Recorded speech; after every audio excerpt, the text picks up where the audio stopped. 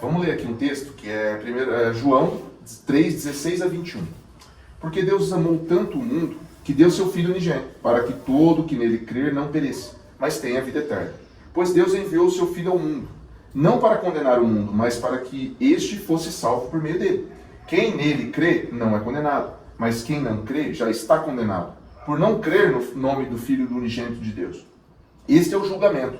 A luz veio ao mundo, mas os homens amaram as trevas e não a luz, porque as suas obras eram más. Quem pratica o mal odeia a luz e não se aproxima da luz, temendo que as suas obras sejam manifestas. Mas quem pratica a verdade vem para a luz, para que se veja claramente que suas obras são realizadas por intermédio de Deus. Esse texto ele é muito conhecido, né? Porque Deus amou o mundo que enviou o seu Filho para que traga salvação para nós, né? E assim, às vezes a gente só fala assim, Jesus morreu por você, Jesus te ama. E assim, virou quase que um jargão no mundo, Jesus te ama. Mas a gente entendeu a profundidade disso? A profundidade do que é esse amor? Eu acho que aqui tem várias pessoas que têm filho, né? Eu e a Jennifer não tem, mas a minha mãe, a Luzia, tem a Sofia, né? O Diego e a Flavinha.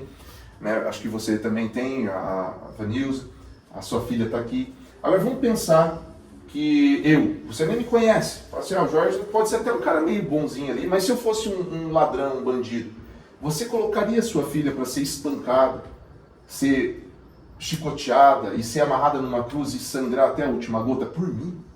Um ladrão? Um sem vergonha? Que está fazendo tudo que é de ruim no mundo? Você faria isso mesmo? Então Deus fez isso contra o seu filho. E muito mais. Toda a justiça, a ira de Deus contra o pecado da humanidade, ele jogou contra o seu próprio filho. Então quando ele está falando que Deus amou o mundo e deu o seu filho, é muito mais profundo. Agora pensa, você deu o seu filho amado, puro, uma criança pura, que não tem pecado, pelo Jorge, um tranqueira que está no mundão aí só fazendo coisa errada. E depois disso, que você já fez isso, eu chego para você, não dá para melhorar a minha vida não, cara? Pô, eu tô precisando de um carro novo aí, tô precisando de um emprego bom, porque tá muito ruim, eu quero um pouquinho mais de conforto na minha vida. Parece meio absurdo.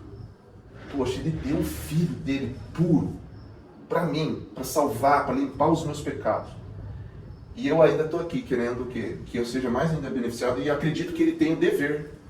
Porque agora eu me converti, eu acredito no filho dele. Então eu tenho o direito de ficar pedindo ainda mais conforto.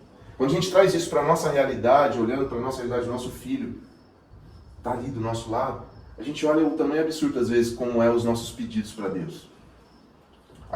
Isso faz parte? Lógico que faz parte.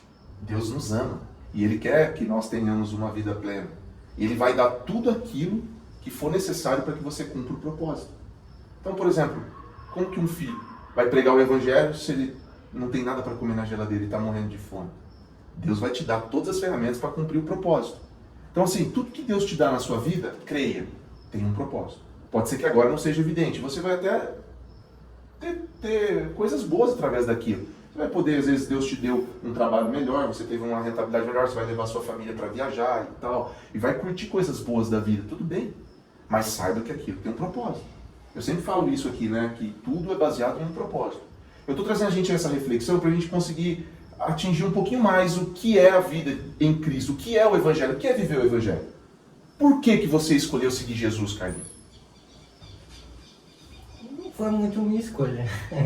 Ele apareceu do nada e era aquilo que eu precisava e eu sabia. Era um vazio que ele preencheu na minha vida. Sim. E a gente pergunta, por que eu vou acreditar no Evangelho de Cristo? Aí é uma outra reflexão para trazer para a realidade. A gente usa coisas materiais para tentar explicar um pouquinho dessa profundidade espiritual. É como o Jesus fazia, ou os profetas antes. Sabia que o avião está escrito na Bíblia, né? O profeta viu tipo como uma águia de ferro voando no ar. Ele estava fazendo uma profecia dos tempos de hoje, um avião. E isso pode procurar lá, que está na Bíblia, não lembro onde. Trazendo as pessoas de volta para Israel. Trazendo as pessoas para Israel. Então, tipo assim, se a gente for ver, era o que ele sabia. As visões que João teve do Apocalipse eram tão absurdas, tipo, tão difícil de explicar com as palavras e com as imagens que ele conhecia, que ele usou tudo que ele podia ali para explicar pra gente mais ou menos o que ele estava vendo. E é assim que a gente vê o Evangelho. Ele é tão mais profundo que a gente precisa achar algumas formas de explicar ele materialmente. Por que que eu escolhi servir a Cristo? Por que que eu escolhi acreditar no Evangelho? Ter fé no Evangelho? Por que que um peixe não escolhe viver fora da água? Por que que de repente eu não escolho falar assim, eu não vou respirar, eu não quero mais ar dentro dos meus pulmões? Né? Por que que o sol não decide, hoje eu não vou amanhecer, eu não quero hoje aparecer? E por que que uma fruta, uma semente, ele não fala assim, não, eu não quero brotar hoje, eu não quero gerar alimento? Por que que eles não fazem isso? É interessante, porque nossa natureza, o peixe, a natureza dele é viver na água. Ele foi criado para isso. Ele não tem a opção de viver fora. Ele pode até ir, mas ele vai morrer. É morte. Né? O sol, ele tem um propósito. Por isso que ele acorda todo dia. Ele não vive fora do seu propósito. Por quê? Porque ele foi criado para isso. É impossível. Se ele parar de brilhar, só morte. A fotossíntese era tão perfeita que nem um grão vai nascer sem o sol. O sol é a base alimentar de tudo que a gente come. É gratuito. Olha para você ver que perfeição da criação de Deus. É lindo. Se a gente escolher não respirar o ar, e aí? Você pode escolher. Vai morrer. A semente, se ela não escolher, ela vai apodrecer e vai morrer. Mas ela não tem essa opção. Por quê? Porque você está falando de natureza, está falando de propósito e de responsabilidade. E nós, às vezes, acreditamos que a gente tem a opção de ficar fora do Evangelho. Você não tem opção. A opção é duas só. Ou você está em rebeldia, que leva à morte, porque você está fora da natureza pela qual você foi criado, e você está fora do propósito que Deus te criou, e fora o quê? Da responsabilidade de ser um filho. Então existe um processo no Evangelho. Eu acredito em Cristo, tenho fé na salvação de Cristo. Automaticamente a minha natureza é de filho. Deus me criou filho dele. Por que que o Carlinho respondeu uma resposta tão profunda? Existia algo que faltava em mim. Porque ele estava longe da natureza pela qual ele foi criado para ser. Então a gente não tem opção. A opção que a gente tem, o sim e o não, é morte ou vida. Então assim, é interessante que o que é o Evangelho de Cristo? Cristo morreu na cruz, a morte de Cristo foi para nos reconciliar com o Pai. É o ministério da reconciliação que se fala em Romanos 5. E ele fala assim, por quê? Pela morte de Cristo foste reconciliado com o Pai.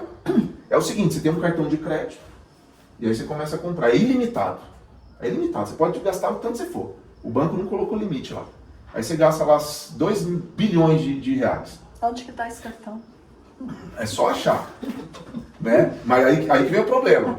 Aí você ganha um salário mínimo, 2. Como que você paga a conta no final do mês?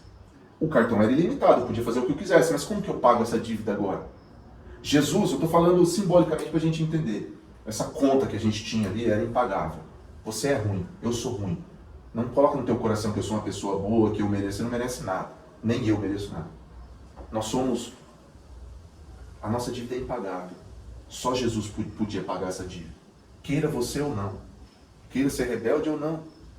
Então Jesus veio e pagou essa conta, que era impagável. Muito mais do que bilhões, todo o dinheiro da face da terra, ele pagou por nós. Então agora o que eu faço? Eu entendo que a graça imerecida foi me dada. E aí que vem Romanos 5, ele fala que pela sua vida será salvo. Entende? A morte de Cristo nos reconciliou pagando a dívida. E a vida de Cristo nos dá salvação. E o que é a vida de Cristo? É viver o Evangelho. É caminhar com Cristo. E aí como caminho com Cristo? É relacionamento. É o que eu estava falando para as meninas, que a gente sempre compartilha aqui, que a família é nada mais do que a mesa reunida.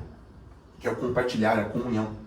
E é interessante que eu estava até meditando nisso, estava lendo, e Paulo falando para os Coríntios, né, na primeira carta a Coríntios, sobre a ceia, sobre o pão, o partir do pão, que era a representação disso. Né? Que ele falou para os Coríntios, vocês se reúnem para partir o pão, mas vocês fazem mais mal do que bem. Daí eu falei, como assim mais mal do que bem? É, porque você vai lá, leva um alimento, só que você enche a barriga, come tudo, fica bêbado e não guarda para o irmão que está passando fome. Então você traz mais maldição para você do que bênção. Então analise a si mesmo. Se você estiver com fome, come na tua casa. Para que você chegue lá, você partilhe com o irmão. E ele fala assim, porque todo aquele que come do pão e bebe do vinho de uma forma desonrosa, está desagradando a Deus, está trazendo maldição para si mesmo. Só que aí a gente tem que entrar profundo nisso. O que representa esse pão e esse vinho? Porque a gente vai na igreja, o pastor, o padre, sempre fala, né? Ó, se você tiver mal com alguém, não comungue, não coma o pão e vai lá e se restabelece com a pessoa para depois vir comer. Só que a gente está pensando que para eu ser merecedor de comer um pão, que é o que Jesus falou, que fazer isso em memória de mim, eu preciso me relacionar bem com o meu irmão para que eu seja digno de comer o pão. Mas é o contrário, gente. Porque o que é o pão repartido? Jesus falou assim, esse pão eu reparto que é o meu corpo, correto? Eu e você, nós fazemos parte daquele pão. Porque se o pão é o corpo de Cristo, e nós somos o membro do corpo de Cristo, automaticamente nós somos o pão, correto? Então o que é ceiar o pão? É comunhão com o irmão. Então eu preciso me restabelecer com o meu irmão, porque senão eu não estou comendo pão. Eu estou desonrando a Deus, porque eu estou desonrando o quê? A graça entre eu e meu irmão, a reconciliação que Cristo fez para nós. Aí eu estou o quê? Desonrando o Espírito Santo, a graça imerecida. Então é mais profundo. O restabelecer com o meu irmão não é só para eu comer aquele pão físico ali que representa Cristo, não. É porque ele é uma parte do pão e eu sou uma parte do pão. Eu não posso ser dado como compartilhado para vocês se eu estou mal com o meu irmão, porque eu estou negando o meu próprio corpo.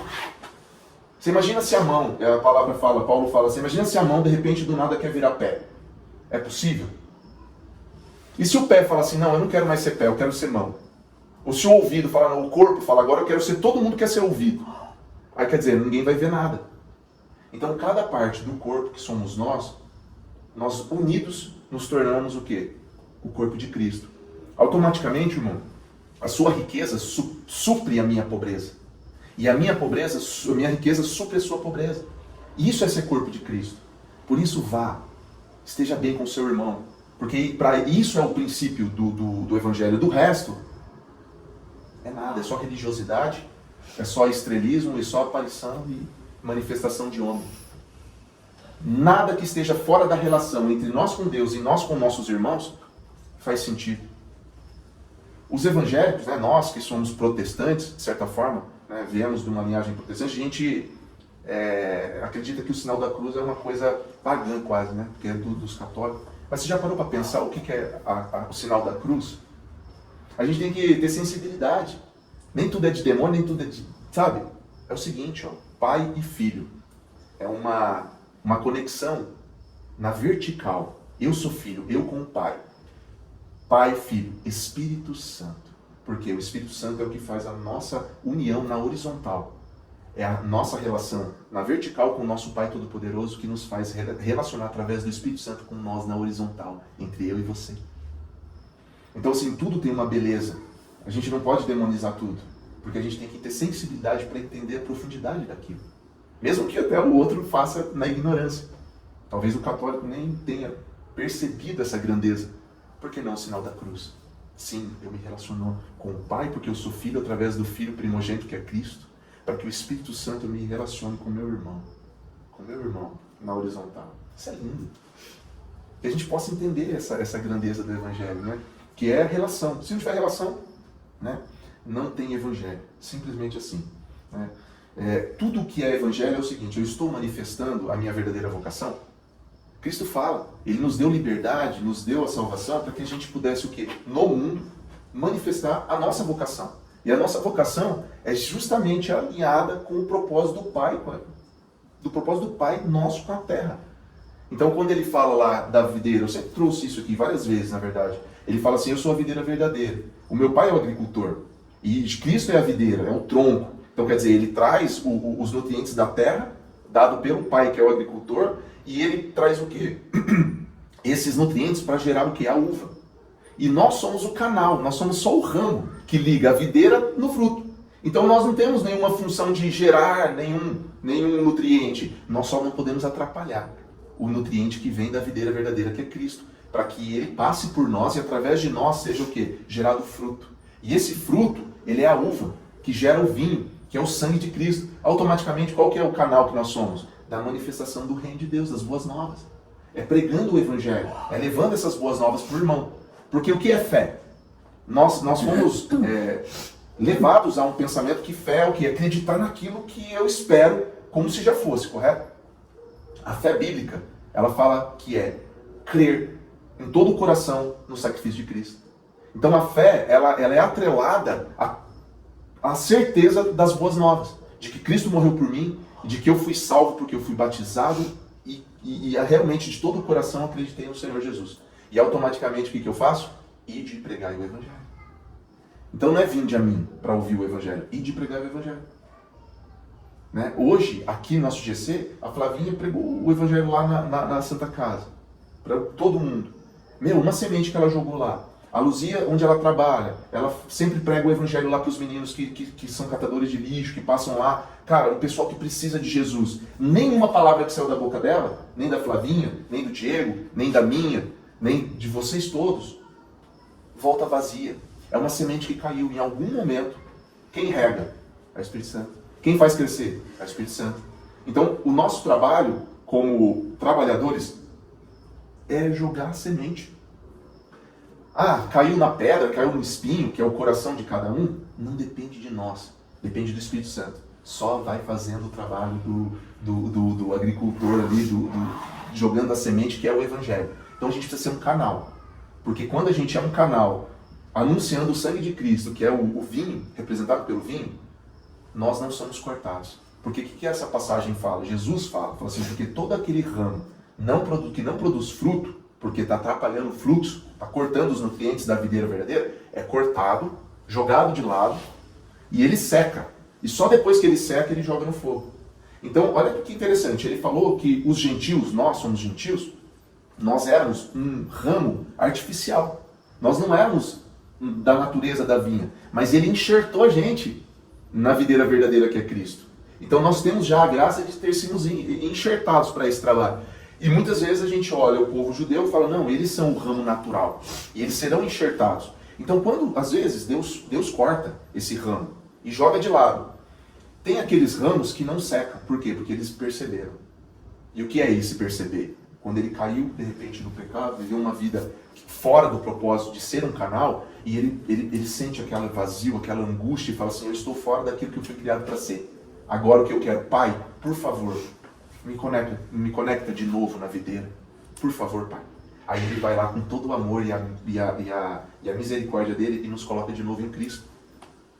Mas quando a gente se costuma a ficar longe de Deus, não tem, Deus nem existe, eu não quero nada com isso, a gente vai secando. Vai secando. Vocês já perceberam que quando uma pessoa começa a viver uma vida devassa e longe dos caminhos de Deus, aquilo vai cada vez piorando? Vai piorando. O cara começa tomando uma cervejinha, uma latinha. Daqui uns anos ele está um alcoólatra, tomando 2 garrafas de pinga no dia. Por quê? Porque ele vai secando. Ele vai secando. Ele vai perdendo a sensibilidade. Por isso que, vamos dizer, 2 ímãs, sabe? Quando você cola 2 ímãs, ele tum. Quanto mais você puxa, ele está bem preso. Mas quando você puxa, ele ainda vai. Mas conforme você vai, ele perde essa força magnética, né? É isso que é o Evangelho de Cristo. Que é a relação com Jesus. Que é a relação com Deus. E a gente está fazendo isso de uma forma muito mecânica e muito de troca. Eu falei, como assim troca, Jorge? Eu preciso fazer, eu preciso gerar. Não, você não gera nada. É só você se manter colado. E você não atrapalhar. O pastor Jair sempre fala, né? Eu peço para o Espírito Santo que nós não atrapalhemos ele. E é quase isso. Você se rende. Vai ser difícil, meus irmãos? Vai. Sabe por quê? Porque existe a carne em nós ainda. A nossa carne, ela pede por aquilo que é ruim. E a gente luta contra ela. E vai ser essa luta até o fim. Eu não vou vir aqui dizer para vocês, porque o Evangelho de Cristo que foi anunciado, o sentido de aceitar o Evangelho, é quase que uma propaganda. Por quê? Você está com um problema? Vem para Jesus. Jesus sana seu problema. Você vai ser feliz com Jesus. Espera aí. Você vai ser feliz? Você vai ter felicidade? Ou você vai ter alegria de espírito? Porque tem pessoas e tem situações em que a gente vai ter que fazer igual Paulo. Paulo foi colocado nele um espinho. E ninguém sabe o que é esse espinho. Mas eu acredito que é uma angústia profunda por ele ter sido aquele cara que aceitou e assinou embaixo a morte de muitos cristãos. Ele perseguia cristãos. A palavra fala que quando Estevão, o primeiro mártir, foi morto, eles foram lá e jogaram as roupas de Estevão aos pés do Paulo. O que isso quer dizer? Que ele tinha autoridade ali. E ele tinha o quê? Dado aval para aquele sacrifício, para aquela execução, né? Porque eles acreditavam que os cristãos estavam contra Deus. Ele estava divinamente errado, porque ele fazia com sinceridade achando que aquilo era contra Deus. Então você vê a loucura? E aí a gente foi levado a acreditar nesse evangelho que só cura meu problema. Mas às vezes tem um espinho na nossa carne. E aí o Senhor fala assim para mim: Jorge, a minha graça te basta. E muitas vezes terão dores na nossa vida que a gente vai ter que carregar por ela toda. Só que o Senhor vai nos dar o quê? Força para conseguir superar e manifestar o reino, ainda que aquela dor não seja tirada. Você lembra que eu falei no começo? Ele já deu seu filho, seu amado, puro filho por nós. O que mais que a gente quer dele? Seria até covarde da nossa parte ficar exigindo. Mas Deus é um Deus de amor. Ele é Pai. Ele sabe o teu coração. Mas a diferença de Deus, eu sempre falo para o pessoal aqui, a diferença de Deus para os deuses pagãos é que para os deuses pagãos você paga um preço. Os caras iam lá e sacrificavam seu filho para um deus pagão. Você acredita nisso? Jogava no fogo. Mas aquilo que ele desejava, uma boa colheita, chuva, qualquer coisa, acontecia. Funciona. E é na hora do homem. Agora o Deus verdadeiro, ele sabe os seus propósitos, e o propósito de Deus está acima dos nossos desejos e das nossas necessidades. Então vai ser no tempo de Deus. E aí o verdadeiro filho entende isso. E ele sabe que o choro pode durar uma noite, mas a alegria vem pela manhã. E o Senhor é um Deus de amor que ele gosta de agradar os seus filhos. Se não aconteceu agora, se esse espinho ainda não foi tirado da minha carne, é porque tem um propósito, porque a graça dele nos basta. É para nos amadurecer, é para nos levar a entender a graça dele no meio da dor. Nossa, mas um Deus deixa eu sofrer para manifestar a glória dele? Sim, porque é melhor para você, é melhor para mim. Rapaz, você já parou para pensar se Deus falasse sim para tudo que a gente pede para ele? Será mesmo que a gente estava em Deus? Será que a gente já tinha se atropelado tudo aí pelo mundo afora? Já pensou se Deus desse tudo aquilo que eu peço, mano? Rapaz, céu, tava lascado. Então assim, ele sabe a medida exata porque ele te ama acima daquilo que você vê. Nós vemos no natural, ele vê a eternidade. Nós entendemos o circunstancial. Uma coisa que eu sempre repito, isso é profundo, guarda no teu coração. Nós vivemos na expectativa do futuro ou na perspectiva de eternidade. As pessoas pararam de entender o que é eternidade. Pararam de falar do sacrifício de Cristo e da salvação. Eles estão falando o quê? De expectativas contempladas e necessidades atendidas. O que é isso, Jorge? Eu tenho expectativa. Ô Senhor, eu estou orando, estou fazendo tudo certinho. Eu tenho desejos. E o Senhor conhece os desejos. E na hora devida Ele vai te honrar ou não. Se isso for para fazer bem para você, vai acontecer. Isso é uma coisa que a gente fala muito repetidamente. Por quê? Porque, Jorge, você está falando isso, a vida de fulano é tão boa e a minha é tão ruim. Deus faz acepção de pessoas? Não. Explica para uma mãe que tem um filho igual a vizinha lá da Flavinha. Eu não lembro, a Adriana. Ela tinha um filho de 6 aninhos de idade. 5, 4, né? 5. Acho que sim. Ele estava com câncer e foi para Curitiba. Eles tiveram que ficar meses lá, dificuldade financeira, dificuldade de todos os tipos. E o filho dela morreu. Aí você vai lá na igreja, tinha um cara com câncer e ele foi curado. Como que você explica isso para uma mãe? Que Deus é um Deus que cura uma pessoa, mas não cura o filhinho inocente dela. Como que você explica isso para uma mãe? Ele e você não tem capacidade para explicar. Mas eu posso te dizer, Deus é Deus fiel.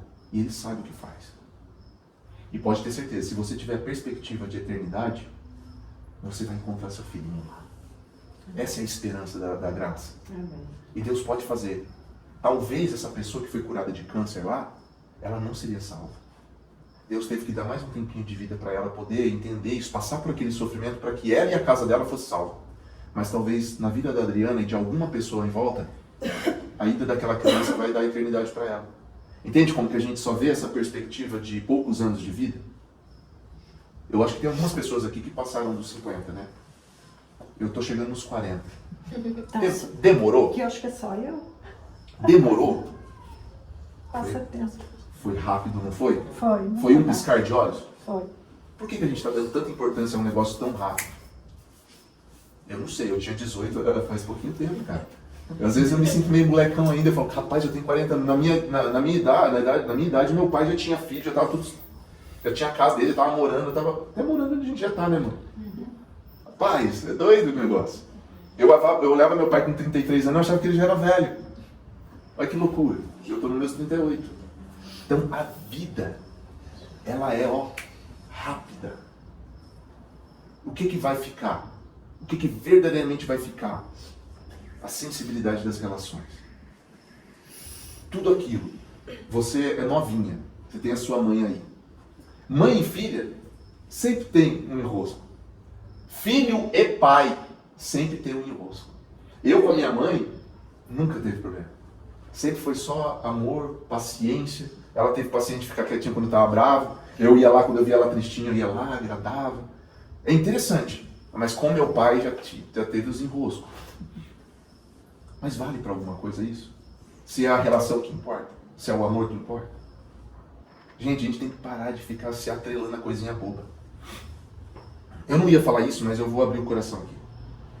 A minha mãe, eu acho que até os 15 anos eu não escutava ela falando, filho, eu te amo. Eu não lembro dela falar que me amava. Não lembro. E eu tinha um amigo, muito amigo assim, irmão mesmo. E eu via a mãe dele, filhinho, eu te amo. Mas era um mel, velho. E eu olhava aquilo e estava acostumado, eu era meio chucro já. Não tinha aquele carinho de pai, de pegar no colo, meu filhinho, minha mãe também. Ela tinha os problemas dela, já os traumas dela. Não é culpa dela. Ela dava o quê? Dava comida, dava banho e mandava para a escola, filha. Tava cumprindo com o propósito, não é, mãe? Mas aquilo começou a me incomodar. Eu falava, cara, olha que lindo o amor que ele tem com a mãe dele. E ele às vezes era meio mal educado com a mãe. Por quê? Porque não valorizava aquilo.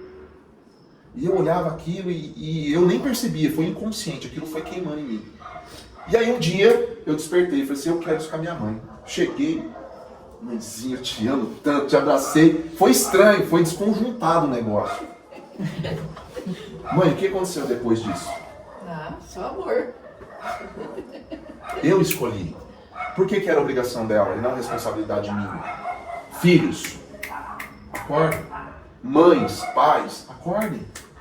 Por que tem que depender do outro? Por que não pode ser 100% de mim?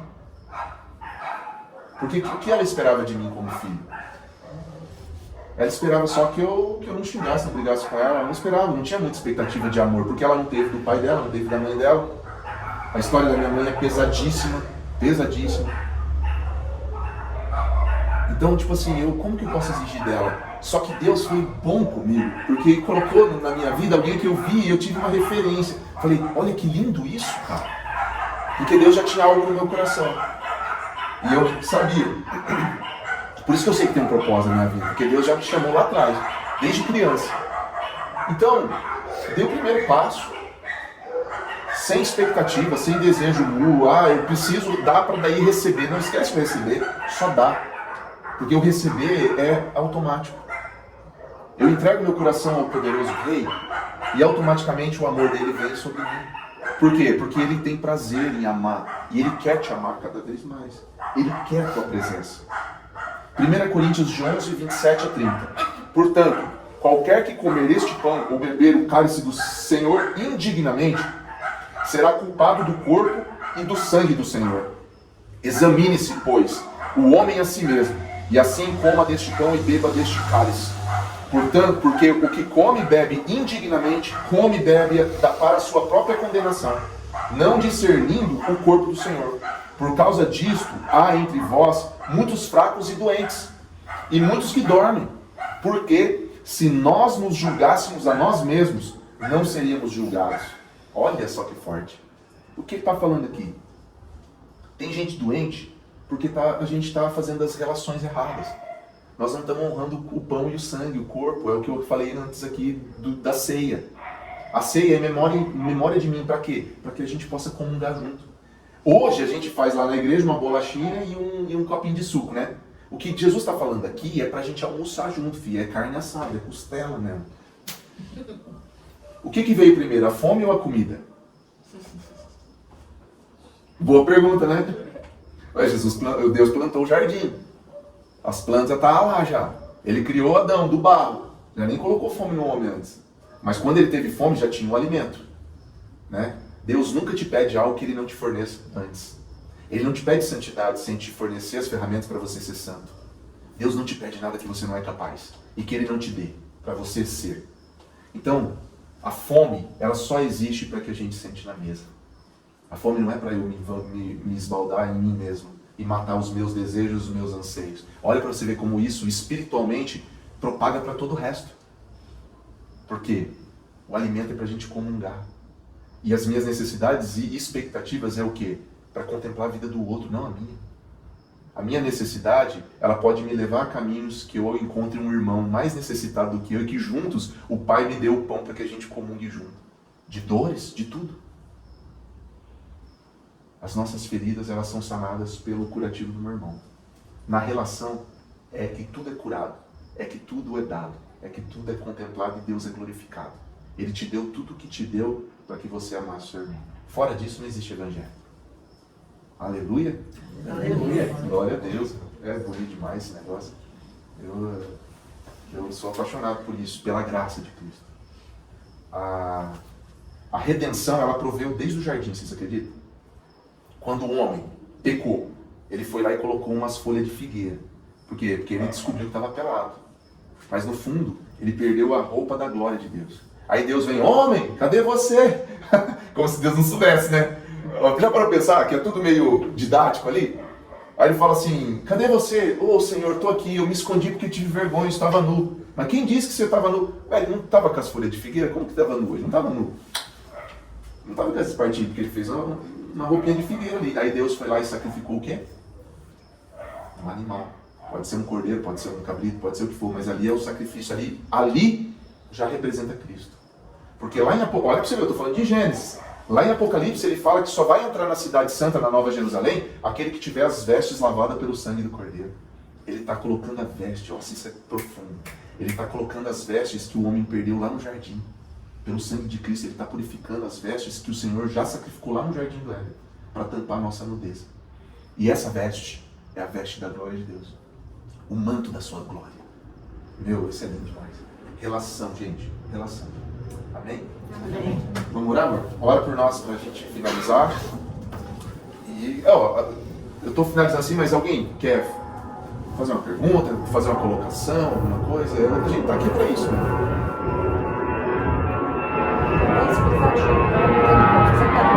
Olha o avião, ele sempre passa para falar oi para mim.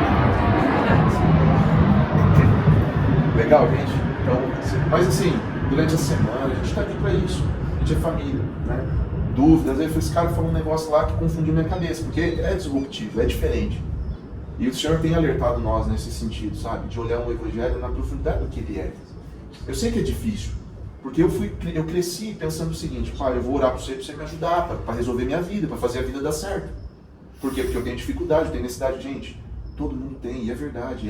Eu olho para o mundo, quando eu vejo um senhorzinho de cabeça branca empurrando um carrinho de papelão, eu falo, alguma coisa está muito errada. E se eu pudesse viver na pobreza, sem roupa, só de cueca na rua e resolvesse o problema do mundo, eu aceitaria na hora. Paulo fala que ele aceitava ser condenado, perder a salvação dele, se isso gerasse salvação para todo o povo de Israel. Você entende o que é amor? Isso é um amor pelo outro.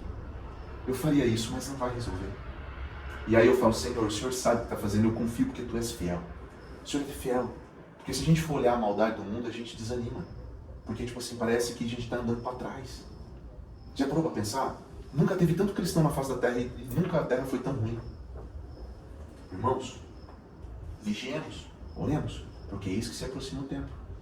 Isso é uma agenda projetada e iniciada há séculos e está se desbocando agora. E a gente está vendo. Essa semana eu vi um vídeo lá na França, teve toda aquela polêmica lá das Olimpíadas, já foi esdrúxulo, né? Fizeram, tipo, era uma passeata de deuses pagãos gigantes, meio robótico e meio com... Tinha Minotauro, tinha uma deusa demoníaca lá, Afrodite, tinha umas deusas, uns bichos terríveis assim, ó. E eles abriam a boca mecânico e saía fogo. E de repente da narina assim saía aquele jato de água e as pessoas embaixo tudo assim, e descendo numa cidade da França. Aquilo foi tão satânico e abriu portais tão terríveis. A nossa opressão hoje, a nossa luta, a luta contra a mente das crianças, dos adolescentes, é infernal. Você vê a quantidade de crianças com transtornos. Por quê? Isso é espiritual, isso é uma guerra. Nós estamos em guerra. Se nós andar displicente, nós vamos levar tiro, filho. Tem que andar aqui, ó, esperto aqui, com a metralhadora na mão mesmo. Não dá mais para vacilar. Não dá para deixar o imã sair, porque a hora ele vai cair. Não vai conseguir, não vai se sustentar. Sabe? Fica pertinho do Senhor. E isso é para mim também, porque eu estou sendo acometido de muito confronto, de, cara, é um nível espiritual que a gente não conhece, de glória, sabe? De você ajoelhar, a presença do Pai, o espírito de oração vir em você e te arrebatar naquela presença magnífica. E isso é possível, irmãos. Eu vou te dizer, para a multidão, sabe o que foi mais impressionante na Talita Cumi? Aquela menina que morreu e Jesus foi lá ressuscitar? Para a multidão, a glória foi ver a menina levantar. Foi um milagre. Mas a glória mesmo viu os 3 íntimos que entrou na sala. Você quer ser o íntimo ou você quer ser o povo que fica abismado pelo milagre? Milagre é bom, mas não demonstra glória espiritual no íntimo. Ele impacta. Tem um monte de gente que foi curada de coisas terríveis, foi impactado, foi para a igreja, daqui a pouco, um ano depois, já está nos bailão. Por quê? Porque foi impactado, não foi transformado. Olhe dentro do seu coração e fala assim: Pai, eu fui transformado. O meu espírito anseia por ti, como a corça que anseia pela água. Se não, busca mais o Senhor em simplicidade e fala: Pai, eu não consigo. Espírito Santo, manda seus anjos aqui para levar, me ensinar a orar. Manda o seu espírito de oração, manda o seu espírito de glória. Paulo fala disso, a Bíblia fala disso. Os grandes profetas de Deus, eles falam de visões no tempo de oração. Daniel, ele tinha anjos orando com ele. Você tem noção que enquanto Daniel orava, diz que o arcanjo Miguel, ele veio guerrear contra um principado da Pérsia lá, um demônio terrível que queria o quê? Interromper as orações de Daniel. E Deus mandou proteção, mandou seus guerreiros. Então você entende como que a oração é algo que é espiritualmente real e existe guerra contra a gente orar? Existe guerra para você não ajoelhar, para você não falar com teu pai. E lembre-se sempre que um diálogo é o quê? Eu falo, depois eu fico quieto para escutar. E a gente acha que oração é pedir. Pai, eu te peço, Senhor, mesmo que seja intercedendo pelos outros. Não. Espírito de adoração. Primeiro, contemplar a grandeza do Todo-Poderoso. E depois, refrigério. Conversa com teu pai. Fala: Paizinho, eu tenho dificuldade nisso, Paizinho. Eu sei que o Senhor vai me ajudar. E persevera. Sabe o que Deus quer? Ele quer os fiéis. Mas para isso a gente tem que mostrar que a gente é o quê? Confiável. É os fiéis, é os confiáveis que entraram na sala, viu Cristo levantar a Talita Cumi. Glória a Deus. Amém. Glória a Deus. Ora, meu amor, vamos orar. Mas obrigado, Pai, por cada pessoa.